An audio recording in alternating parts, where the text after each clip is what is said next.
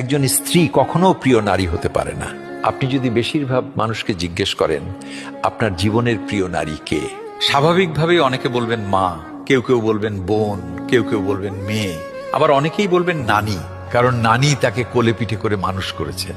কিন্তু আমি ভীষণ অবাক হই, এমন একজন মানুষও নেই যিনি বলবেন আমার জীবনের প্রিয় নারী আমার স্ত্রী। আসলে বাঙালিদের সমস্যাটা হলো স্ত্রীকে ভালোবাসি বললে মান সম্মান কমে যায়, স্ত্রীর কাছে ছোট হতে হয়, লোকে বউ পাগল বলবে, আবার অন্যান্য পুরুষের কাছে নিজের পৌরুষত্বটা একটু কমে যায়। আচ্ছা, এমন একজন পুরুষও কি নেই যার অসুস্থতার সময় তার স্ত্রী হাসপাতালের বেডের পাশে নির্ঘুম রাত কাটিয়েছে, কিংবা বাবার বাড়ির বিলাসবহুল বাড়ি ছেড়ে একসাথে জীবন যুদ্ধটা করবে বলে অল্প বেতনের ছেলেটার হাত ধরে বাড়ি ছেড়েছে? শ্বশুর বাড়ির ঝাল তরকারি খেতে না পারলেও বাবার বাড়ি থেকে ফোন এলে ঠিকই বলেছে আমি খুব ভালো আছি।